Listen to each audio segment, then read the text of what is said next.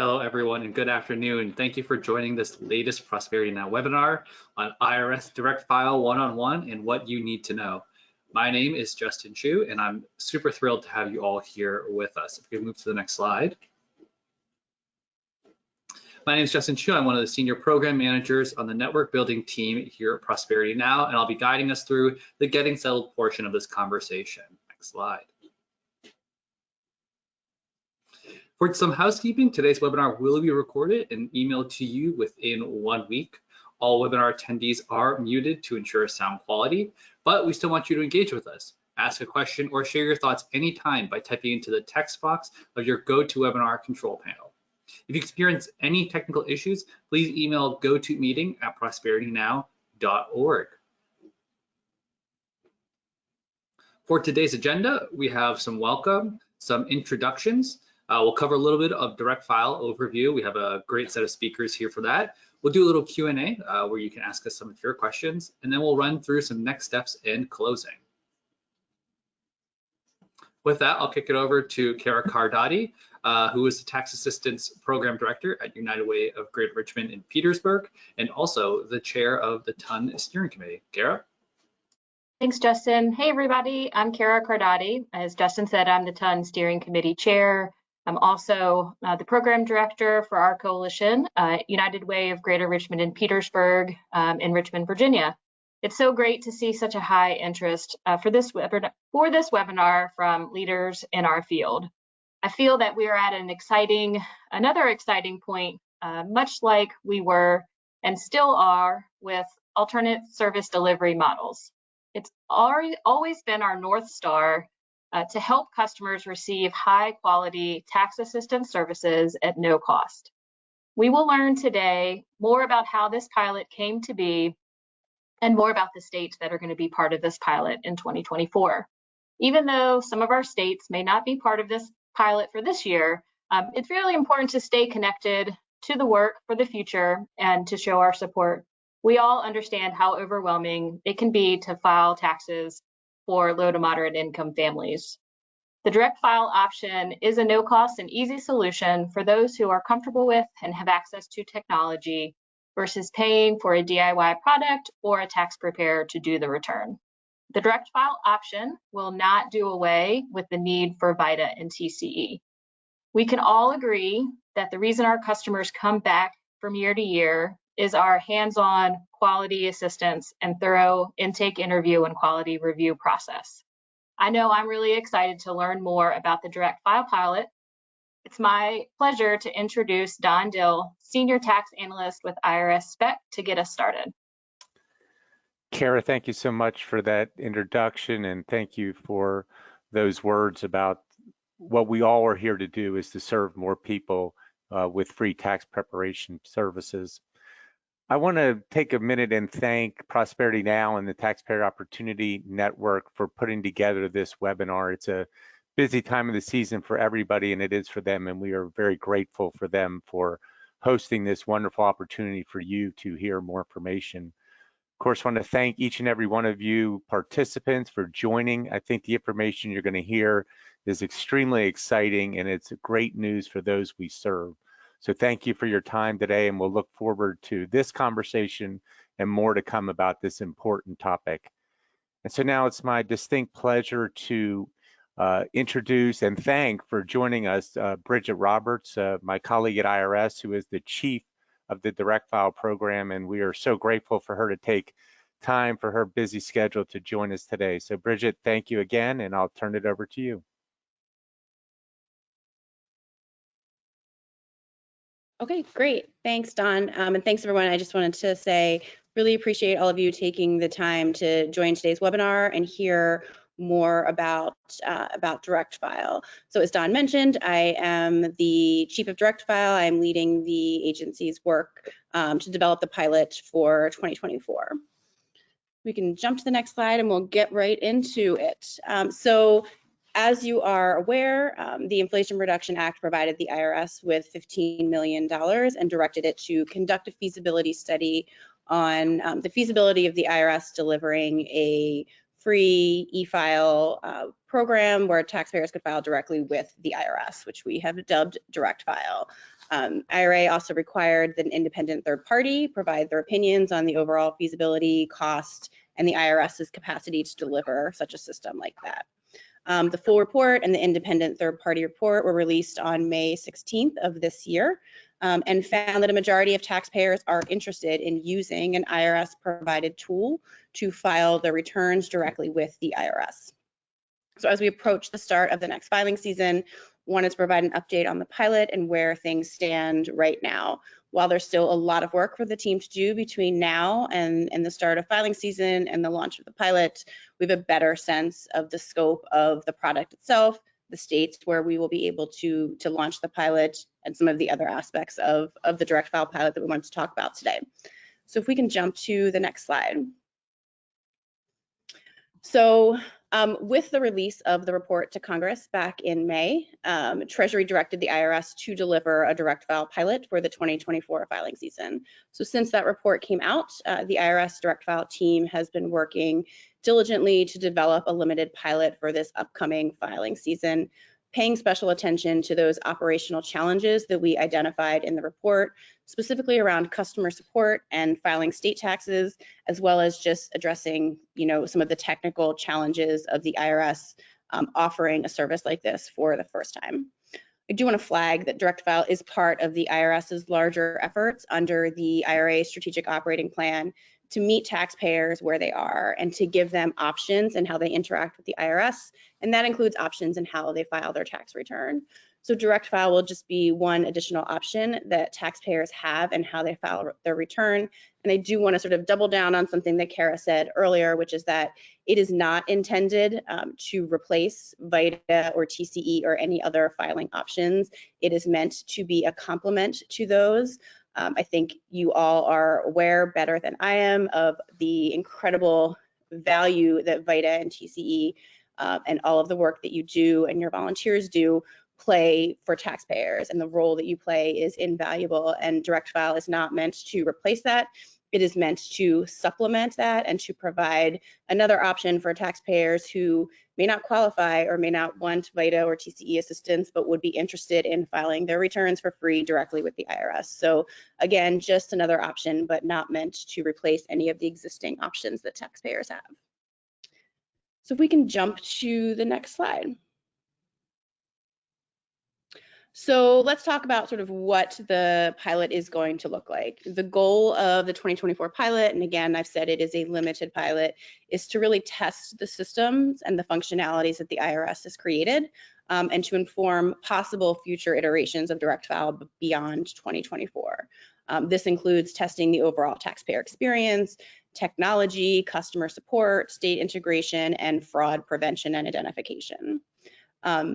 None of what I'm sharing is sort of the end of the team's work. So even if a particular state isn't part of the pilot, that does not mean that they could not be part of future iterations of direct file beyond 2024. Similar to when I talk about the tax scope, just because a provision isn't in scope for 2024, we've built the product in such a way that it can easily be expanded to include additional tax situations.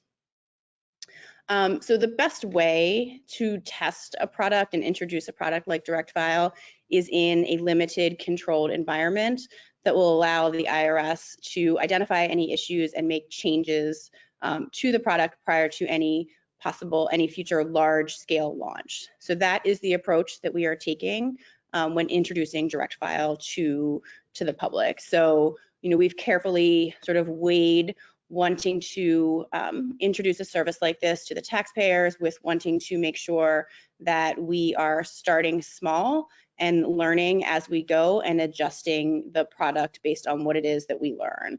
So our goal is for this pilot to be successful and to deliver an excellent customer service experience for taxpayers who choose to use it. We can go to the next slide. So direct file will be a new service from the IRS, giving taxpayers the opportunity to file their return for free directly with the IRS. Learning from our work on the economic impact payments and the advanced child tax credit, The service will be mobile friendly and interview based, and will work just as well on a mobile phone as it does on a tablet or a laptop or a desktop computer. It will be available in English and Spanish for 2024 and is designed to meet the needs of taxpayers where they are and accommodate accessibility needs. We have built Direct File to be accessible from the ground up. If taxpayers have questions during the pilot, they will be able to get help from a dedicated IRS Direct File customer support representative as well. We will also offer customer support in English and Spanish, which we'll touch on a little bit later. I do want to call out that we are very much taking an iterative approach to how we have built Direct File. So we talk about it in terms of we are building Direct File with taxpayers as opposed to for taxpayers. And what that means is that as we have built out different pieces of the Direct File service, we are undergoing continuous user testing with real taxpayers, putting pieces of the product in front of them and getting their thoughts and their feedback so that we can incorporate that into the product prior to launch, as opposed to sort of the standard way that we have done things in the past, which is waiting until we have a completely built out product and then putting it in front of taxpayers for the first time when we launch.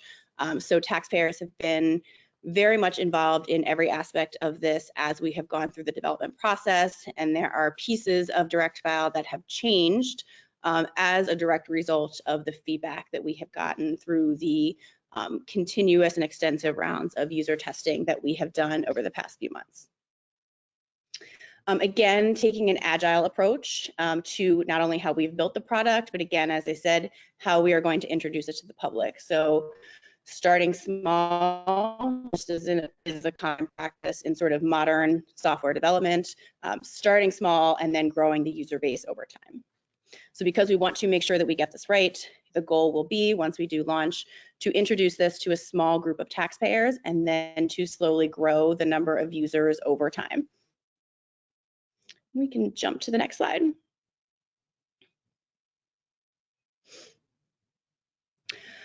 So as we looked to develop the pilot for 2024, we took a hard look at what, in the vein of wanting to start small and get it right, what was the tax scope that we could support for this first year.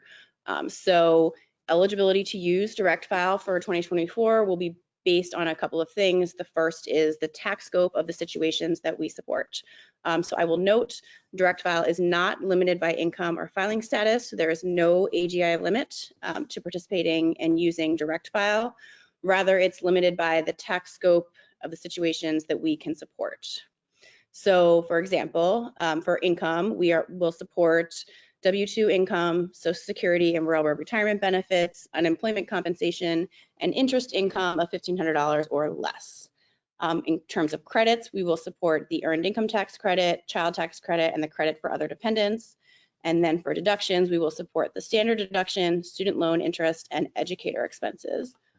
Anything outside the scope of what you're seeing here on the screen is not supported by Direct File, and so taxpayers would be ineligible to use the pilot for 2024.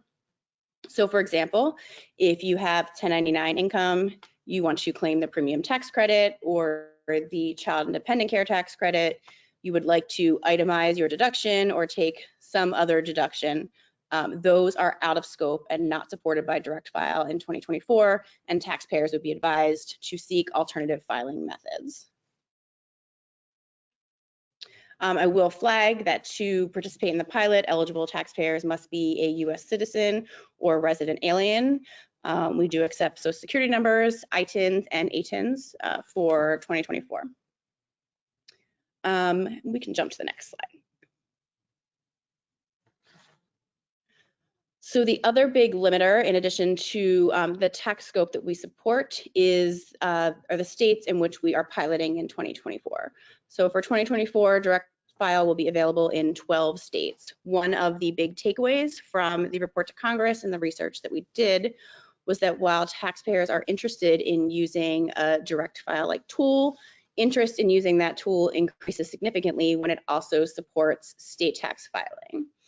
So we have worked hard over the past couple of months to identify opportunities to integrate with a handful of states in order to be able to test that experience of what it looks like to use a Direct File tool and then a state tax tool to complete your filing obligations. So we have been able to successfully identify an ability to integrate with a handful of states. So for 2024, taxpayers who live in Arizona, Massachusetts, New York, California, Washington, Florida, New Hampshire, Nevada, South Dakota, Tennessee, Texas, and Wyoming will all be eligible to participate in the pilot. The taxpayer lives in a state other than one of the ones seen here. Again, they would be ineligible to use the pilot for 2024. So for taxpayers who live in those states with no state income tax, they would be able to complete their return, assuming their tax situation is supported by direct file, complete the filing of their federal return through direct file, and that would sort of be the end of their filing obligations. For taxpayers in Washington state, Washington has no state income tax, but they do have a working families credit. So at the completion of their federal tax return, they would have the opportunity to be taken to the state tax website where they could complete the application for the working families tax credit if that was applicable to them. For participants who live in California, after the completion of their federal return, they would have the opportunity to be directed to California's CalFile site to complete their California state return. None of their direct file information would go with them to CalFile. They would complete that separately through CalFile, which already does some pre-population based on information the state has. For Arizona, Massachusetts, and New York, after completion of their federal return, individuals would be given the opportunity to go to the state tool for those states. They could log in, create their account with the state, and then import their information from direct file into the state tax tool. That information would, in addition to answering some additional questions that were state specific, would allow them to complete their state return and then submit that through the state tool. I will flag, we don't require that individuals in those states use the state tax tool. They are free to go complete their state tax return anywhere else that they choose to. However, the only way to get your direct file information to come with you to the state would be to use the state tax tool. Other than that, taxpayers would be able to just download a PDF of their return and use that information to complete their state return elsewhere. And then we can go to the next slide. So wanted to provide just sort of a couple of screenshots to give you kind of a look and feel of what the product will look like. Again, still very much in development, but a couple of things that and this is not sort of final by any stretch of the imagination, but I will call out specifically, you will see at the top, Spanish language button. So taxpayers on each individual page will be able to toggle back and forth between English and Spanish. That is something that we specifically learned from user research. Taxpayers were interested in that ability to switch back and forth on every page and see the same language in both English and Spanish. So that's an ability that we built into the tool. The tool is meant to be sort of very simple and easy to understand using plain language. You know, at the start of each section, sort of telling taxpayers the type of information that we will be asking about. The goal is that taxpayers do not need to consult any other sort of instructions or documents in order to complete their return, other than obviously things like their W-2. We can jump to the next slide.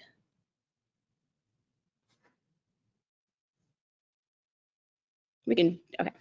A lot of the direct file questions are simple yes or no sort of radio buttons, where we will ask the taxpayer sort of relatively, hopefully simple questions, and then help them identify things like, does, you know, so-and-so qualify as a dependent? So things like that, we are helping taxpayers. We are not expecting taxpayers to know whether or not someone qualifies as their dependent. We are asking them questions.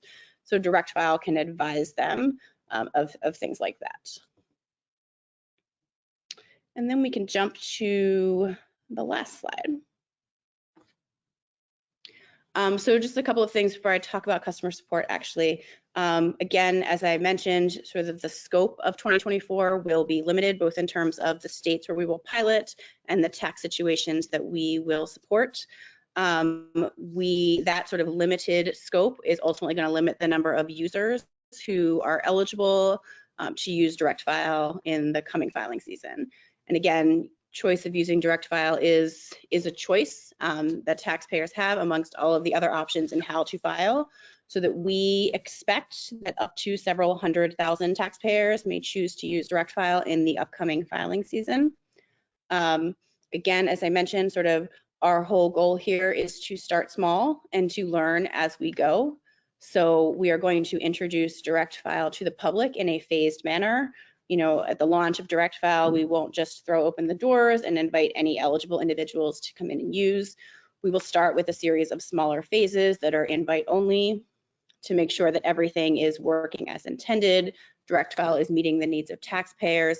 Customer support is operating in the way that we want it to. And then once we are confident in direct file's ability to, that it is meeting taxpayer needs and working as intended, we will slowly start to open the doors more broadly to more and more taxpayers throughout the filing season. For customer support, we will have, direct customer support just for direct file. We will have a separate direct file customer support function with employees who are trained specifically on direct file, who will be there to support taxpayers when they have questions. Those direct file customer support representatives will be able to answer technical questions for users who are using the direct file application, as well as answering basic tax law questions that are in scope for direct file. If they get questions that are sort of outside of that scope, a taxpayer says, I have a balance due, I got a notice, I have a question about my account, we would route those questions to other IRS assisters, because this customer support function will be dedicated solely to direct file related questions. And with that, I think that is all I had. I think I'm turning it over to Justin now. Thanks so much, Bridget. And yeah, we'll turn it over to some questions here that we have in the chat. The first one I have is around customer service. This question says, will direct file have its own separate customer service team?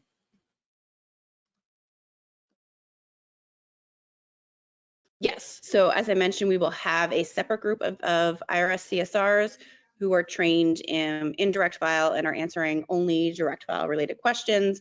The goal there is to make sure, because it's a pilot, we don't have the ability to sort of train every CSR. We want to make sure that taxpayers who are using this have, very experienced CSRs who can assist them with this, and to make sure that we are not sort of impacting demand on general 1040 line. Yeah, and following along this question is, what are the hours for customer service? Will they be available 24/7?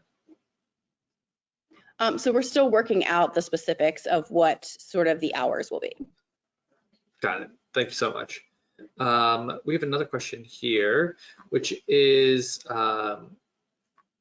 if a taxpayer lives in a non-covered state, but does not have its state filing requirement, can they still use the pilot? No, the ability to use the pilot will be limited solely to those pilot states.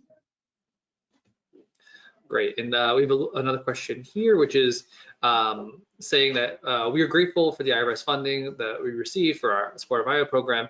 While direct file is a supplement, not a replacement to VITA, it may impact returns prepared. It's a common sentiment in the VITA space. How will direct file be marketed, and who is the target audience? So we're still working on sort of the outreach strategy for that. I think it will be marketed as an option, obviously this year, for a very limited set of taxpayers. It will be marketed sort of as an option that the IRS offers, sort of at the same time as, VITA and TCE and Free File and other options. So that is the plan. There's no plan to sort of promote direct file above other filing options. It's meant to be sort of promoted in the same way. I anticipate, especially this first year, there will be some additional outreach just because direct file is new, and if In order for us to learn from it and to make a decision about the future of it, we will need to ensure that taxpayers are aware that it is the new option that they have, and that we have taxpayers who come in and use it so we can understand the customer experience and whether everything works as intended.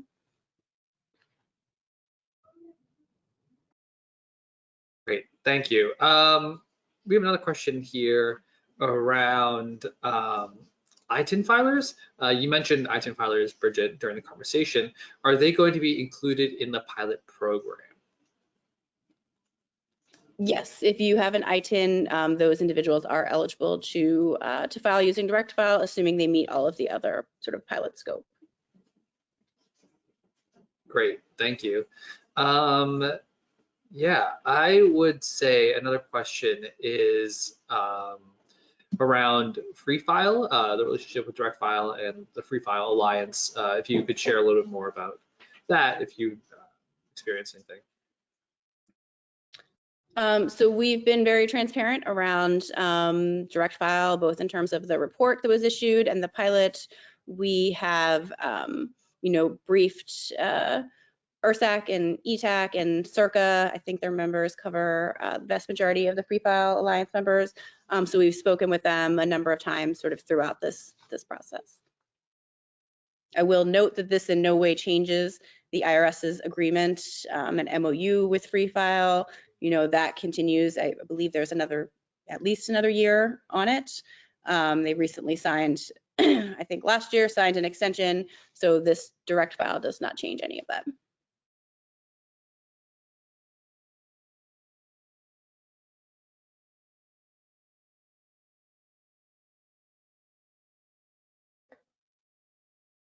Oh, Justin, you're on mute.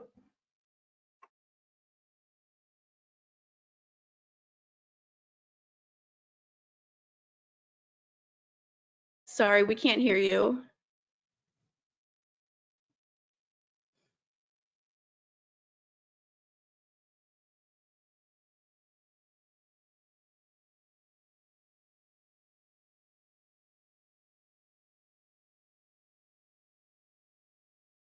Nope, still nothing.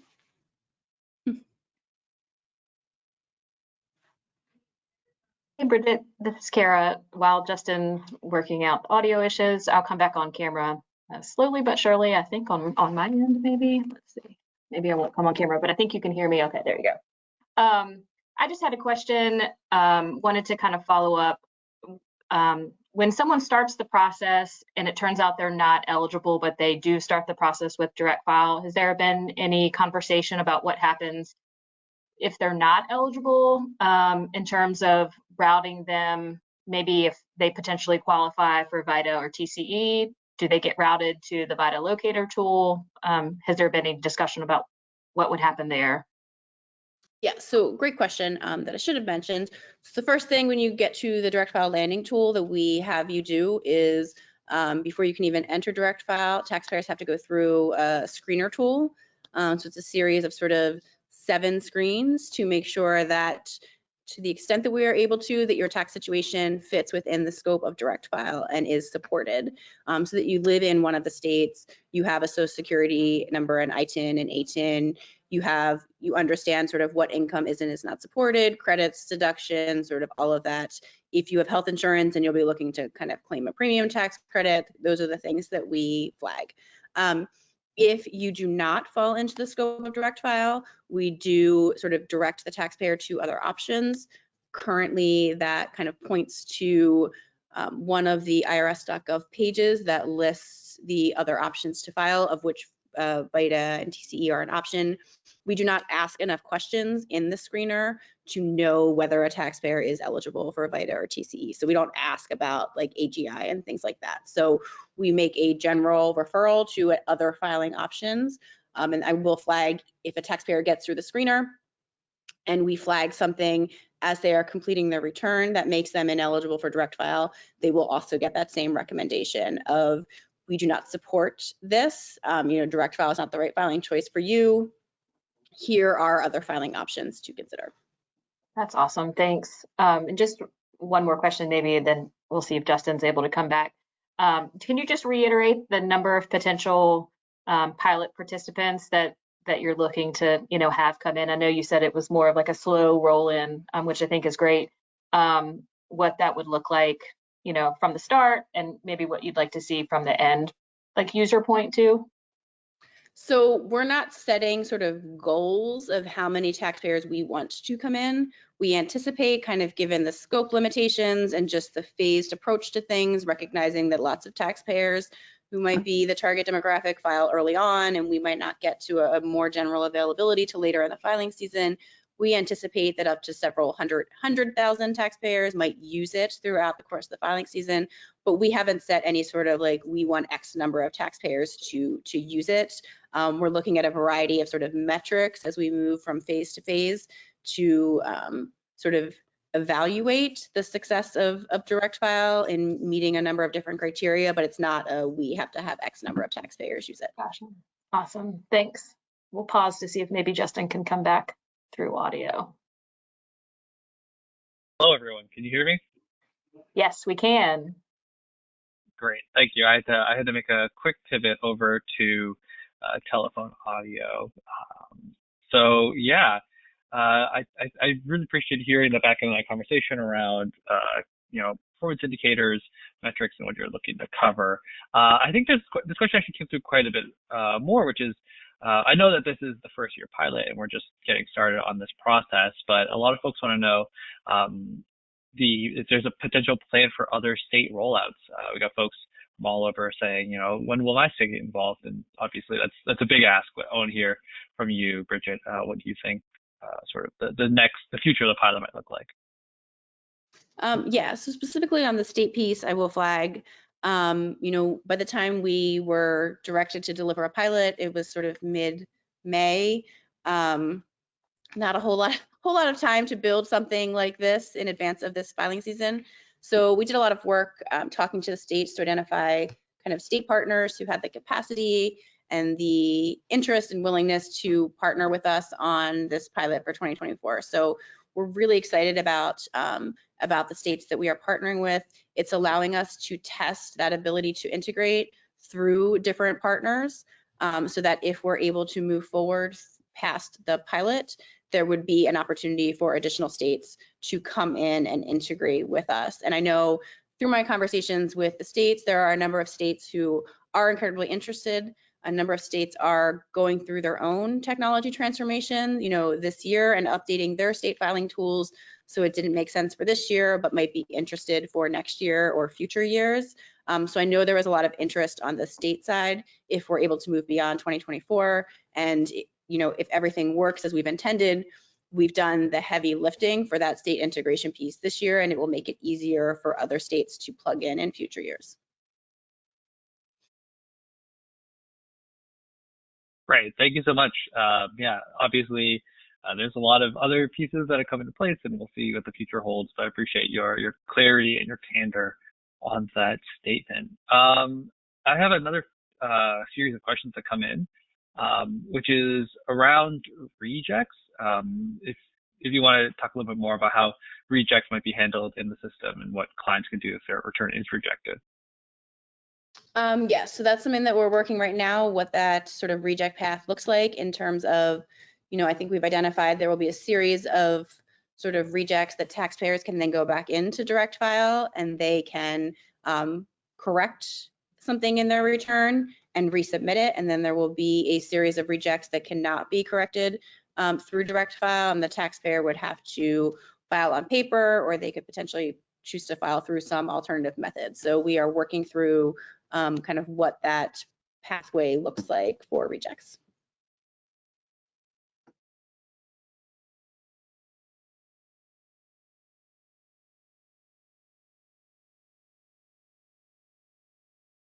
I think you're muted, Justin. Thank you. A bunch of questions that I've seen here in the chat is around clients who might need to come back into the system either to amend a return or make an adjustment. How would clients approach that, say if they needed to navigate away from the page or spend multiple days doing this process?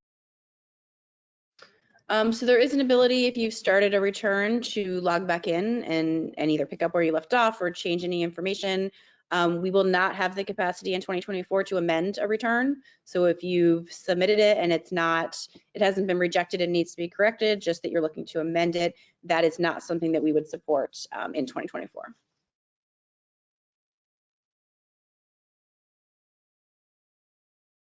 Great, thank you. I am curious. There's a question here around sort of the system and the way clients might interact with it, saying that, you know, how if clients who are unsure, right, and then about the accuracy of the system, accuracy of the software, what can our partners on the line here say to their community members to sort of help assuage their fears and assure them that the product is accurate and entirely legitimate? So we've done a lot of user research around this in terms of kind of things that taxpayers found that were most likely to get them to sort of like trust that this is, you know, a secure IRS tool. Interestingly enough, in the report to Congress, one of the things that some taxpayers said was that they would trust this more because it was created by the IRS. So they would trust it to be more accurate. I will also flag there were taxpayers who would trust it less because it was created by the IRS and would assume that we were trying to squeeze every last penny out of taxpayers. So I think there are things on sort of both sides. We've been very careful in how we're looking to brand the product as like IRS, you know, direct file, making it clear it's something that you access from, you know, irs.gov. And it has like an irs.gov. It lives in the larger irs.gov sort of ecosystem, as opposed to something that lives like it's not directfile.com, something that you access separate from the IRS. I think in terms of sort of security and safety and accuracy of information, you know, the IRS is doing everything it can to ensure, you know, we are responsible for the security of all taxpayers' information, whether it comes to us via direct file or comes to us via a third party. So that is something that is sort of foundational to the agency. And in this case, you are filing directly with the IRS as opposed to, you know, sending your information to a third party. So we know that to some taxpayers, that is an area that is of particular interest. I will say in terms of sort of accuracy, you know, we will treat returns the same as we do for any other return that is filed in terms of, you know, flagging things for math error or things like that. There are pieces that we have built into direct file to try to catch issues before a return is submitted, not in terms of like live verification of data, but in terms of making sure, you know, you haven't submitted a zip code that's, you know, only 4 digits instead of 5, or a 6 instead of 5, or you're missing a number on your social security number, or things like that. So we've done as much as we can in sort of the time frame that we have. I think it's the kind of thing that in future iterations would look to our ability to kind of do more in that space in terms of being able to verify information.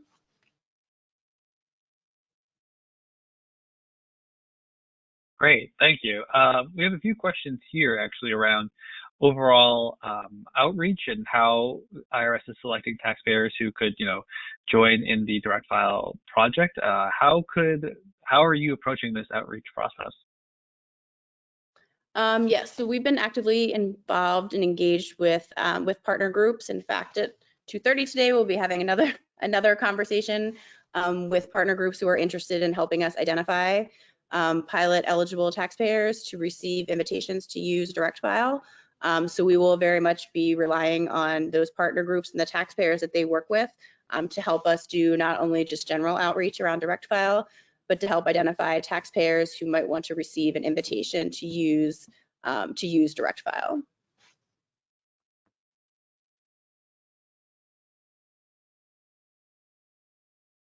Great, thank you. This is really great to hear, especially, you know, as you sort of build up the project and we're moving through a very exciting time in this. I would say that there are a few questions around sort of client data and client sort of identity of authorization and verification and security. Obviously, to the extent that you can, could you tell us a little bit more about the ways in which you're doing that process and ensuring that these things are, you know, within the boundaries?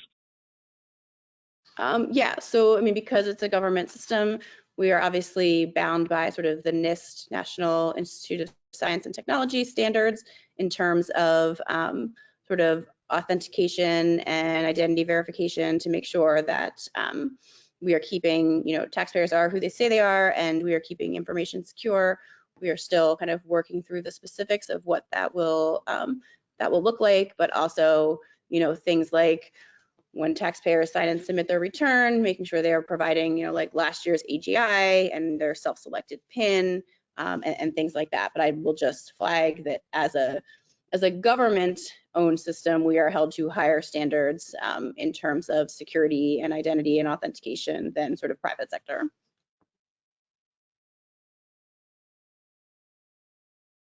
Got it. Thank you so much, Bridget. We have a very specific question here, which is around, again, rejects and sort of if the return rejects and the client decides to go to a VITA site, would there be an error that indicates that the social security number has already been filed? Would there be any error received on that front?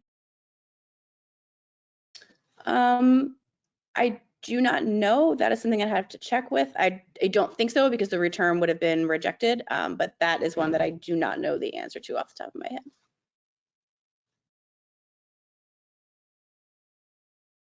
Great, thank you. And I would say that this one is a question that we received earlier combined with another one. And this is really around someone potentially who comes in, a client comes into the site and says, they start the data entry and they find that they are eligible for excluded credit. How do you approach that? Say, if the client doesn't know, or they go through the process and they realize that they are bounced out from that. How do you approach that? What kind of service would you recommend for the client?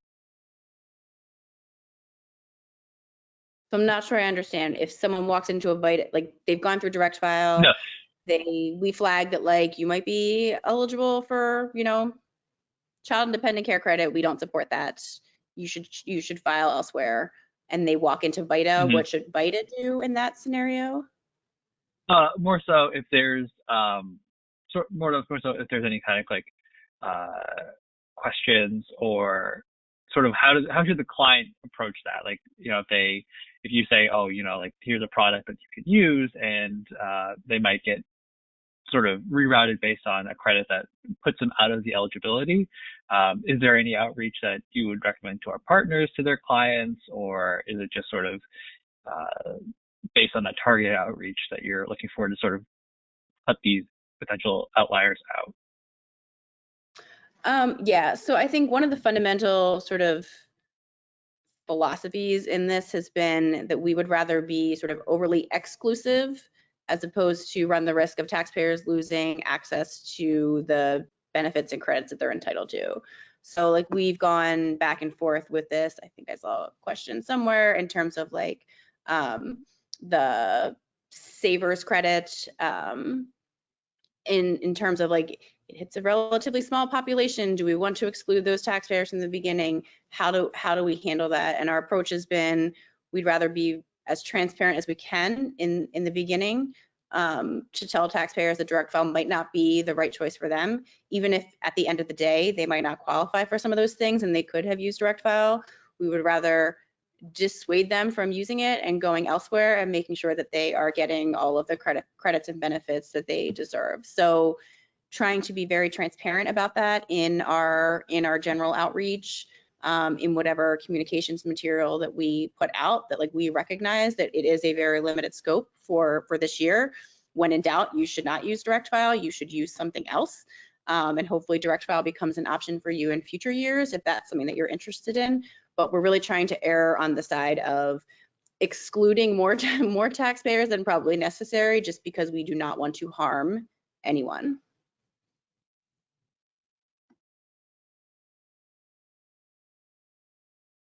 Great, thank you so much. That's definitely part of the process of building up the software, is making sure that the pilot is effective to as many people as possible without also creating initial chaos. So it's great to hear that you're taking that into account. Another question is around going back to that customer service angle. A few folks are wondering sort of the central, is customer service going to be centrally located, or is there another design element to that customer service? No, it's not going to be centrally located. We've identified sort of a group of customer support representatives from across the country and a handful of locations who will be supporting the pilot.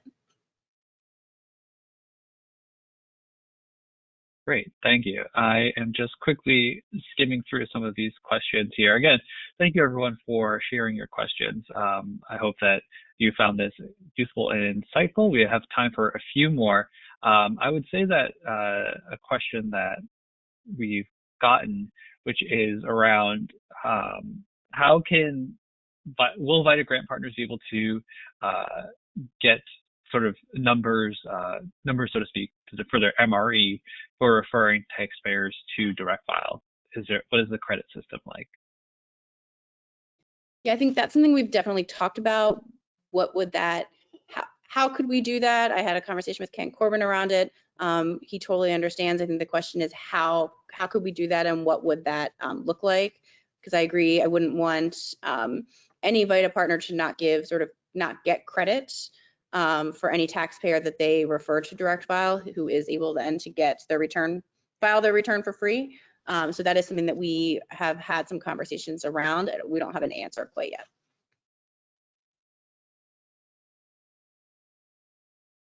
Great, thank you so much. I appreciate your response on this.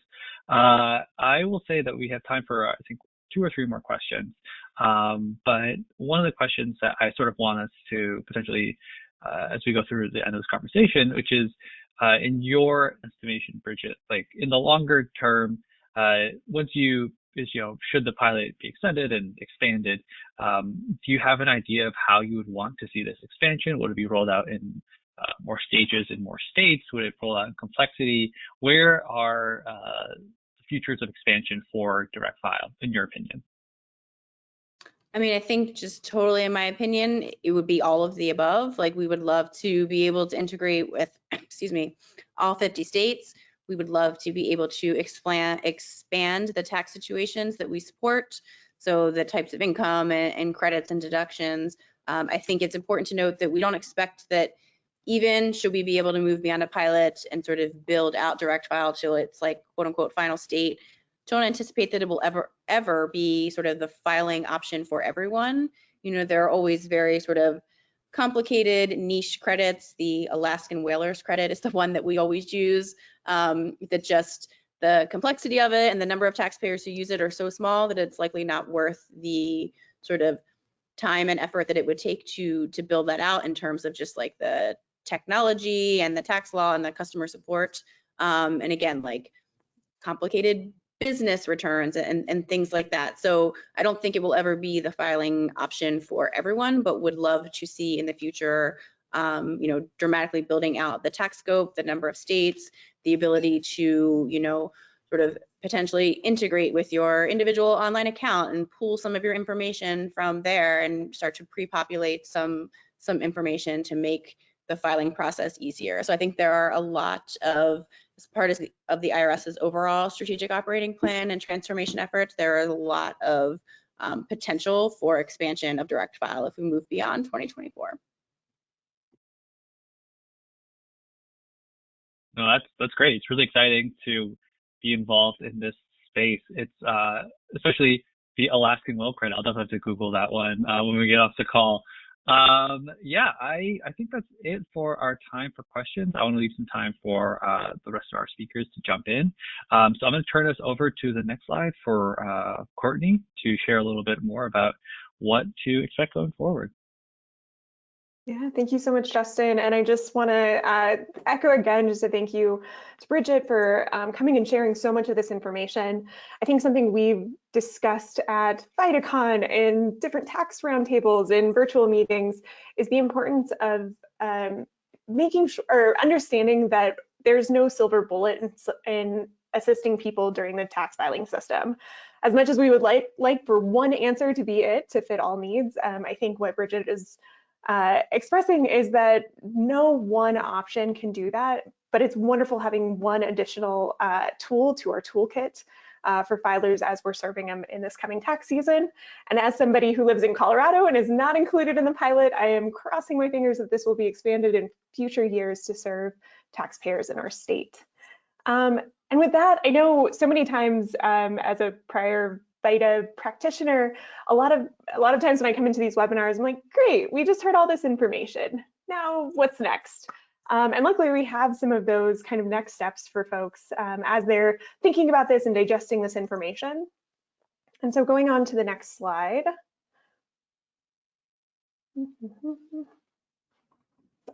Wanted to shout out something that was already mentioned earlier, is that actually today, the US Department of the Treasury is hosting a webinar for partners who want to collaborate on identifying pilot participants for the upcoming pilot. And that webinar starts in 9 minutes, and we will drop the details in the chat of how you can participate. I really want to emphasize that this webinar, again, is for partners who are interested in trying to figure out how they can invite pilot participants. So this would be a good webinar for folks who are in the supported states. For those of you like myself who are not in those supported states, this might not be the best opportunity unless you have resources that extend into the states that are being supported in this pilot year. You will also see on the slide that there's additional direct file information so that you can stay up to date on what's going on. I know there's still quite a few unknowns of what this will exactly look like. And so just really encourage you all to utilize those pieces of information. One other thing that's not on the screen, but just want to call out because this is somewhat separate from the direct file conversation, is that keep a lookout in the Tax Roundtable listserv for an invite for folks in Arizona and New York, learning a little bit more about what that integration looks like in your state. Some of you may know Code for America is partnering with the states of New York and Arizona to be able to support that integration, and we want to make sure that VITA sites in those states have a clear understanding of what that looks like, what that means for you. And so we're excited to share more of that information and about what that looks like from our tool in the partnership with New York and Arizona.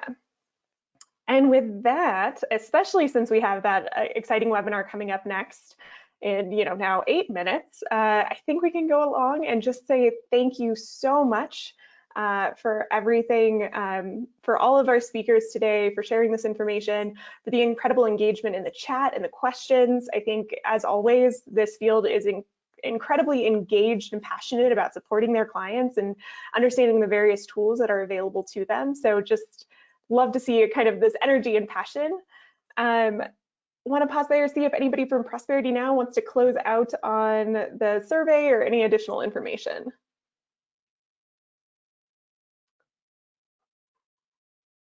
Yeah, thanks so much, Courtney. And again, just that webinar is coming up in 7 minutes. So for folks who are in the supported states, definitely encourage you to stop by and join us. And especially for those who have been in the TON space, in the community tax prep space for a while, or at least as long as I've been, you will see hopefully some familiar faces in that conversation. So it's an exciting time to be involved in direct file, as well as always an exciting time to be involved in the community tax prep space. So yes, please do take the moment once this webinar is over to complete the survey, and also feel free to join the Tax Roundtable listserv, which is the URL is taxroundtable.groups.io.com. Again, that's Tax Roundtable, one word, .groups.io. Other than that, I thank, again, our speakers for joining. I thank you, Kara, Bridget, and Courtney for being a part of this conversation. And I thank you all for being a part of the community tax prep space and what makes VITA and TON so successful. So with that, I will close this off. Thank you so much again, and have a lovely day.